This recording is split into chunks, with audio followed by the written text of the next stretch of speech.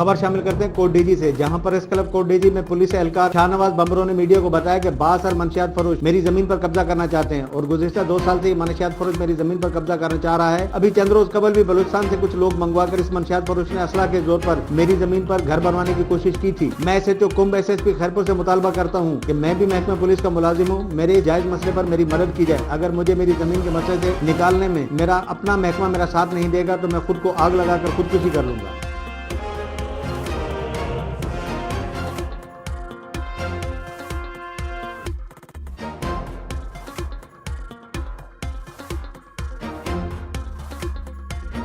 मजीद खबरों और अपडेट्स के लिए देखते रहिए हमारा YouTube चैनल HRJDO न्यूज़।